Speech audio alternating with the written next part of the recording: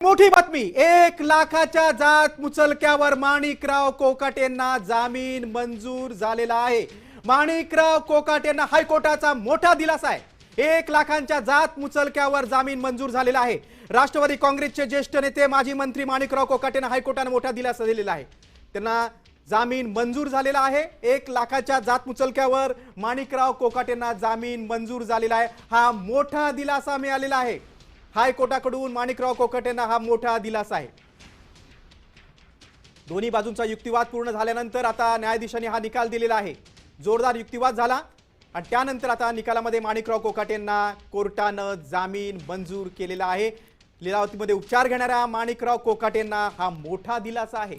1 लाखांच्या जात मुचलक्यावर जामीन मंजूर झालेला आहे। त्यांना आता अटक होणार नाही। माणिकराव कोकाटेंना हायकोर्टाचा मोठा दिलासा आहे। गेल्या काही तासांपासून हायकोर्टात जोरदार युक्तिवाद सुरू होता। कोकाटेंच्या आर्थिक मुद्द्यावरून खास करून युक्तिवाद झाला होता। आपण थेट जाऊया आमचे प्रतिनिधी सूरज बसुरकर यांच्याकडे। सूरज, अखेर कोकाटेंना जामीन मंजूर झालेला आहे, काय सांगशील?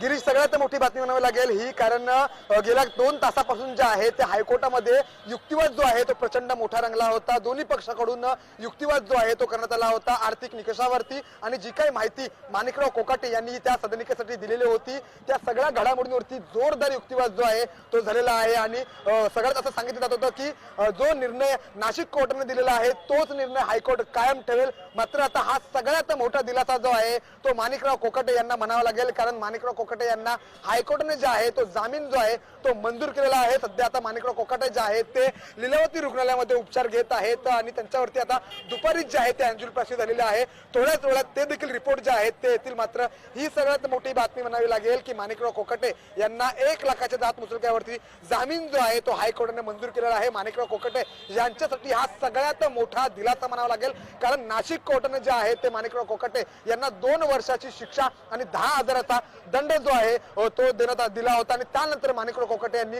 हायकोर्टामध्ये धाव घेतली होती। आज हायकोर्टामध्ये दुपारी 3 वाजल्यापासून सुमारे 2 तास तब्बल युक्तिवाद रंगला होता। प्रचंड मोठा युक्तिवाद रंगला। काही टेक्निकल मुद्दे देखील यामध्ये मांडले गेले, कोर्टाने देखील ताशेर देखील ओढले गेले। मात्र त्यानंतर निकाल वाचनाला सुरुवात झाली। सगळ्या राज्याचं लक्ष जे आहे ते हायकोर्टाच्या निकालाकडे होतं की मंत्री राहिलेले माणिकराव कोकाटे यांना जेलमध्ये जावं लागणार की नाही। मात्र आता हा सगळ्यात मोठा दिलासा जो आहे तो माणिकराव कोकाटे यांना मिळालेला आहे। माणिकराव कोकाटे यांना 1 लाखाच्या जात मुचलक्यावरती हायकोर्टाने जो आहे तो जामीन मंजूर केलेला आहे। त्यामुळे कुठेतरी हा सगळ्यात मोठा दिलासा जो आहे तो माणिकराव कोकाटे आणि राष्ट्रवादी पक्ष यांनाच म्हणावा लागेल। त्याची अटक टळलेली आहे। सूरज, तुम्ही एकदम महत्त्वाची माहिती दिलीत। देश विदेशातील प्रत्येक घडामोडींचे लाईव्ह अपडेट मिळवण्यासाठी आता साम टीव्हीच्या सर्व सोशल मीडिया प्लॅटफॉर्मला लाईक, फॉलो आणि सबस्क्राईब करा। तसंच सर्व नोटिफिकेशनसाठी बेल आयकॉन प्रेस करायला विसरू नका।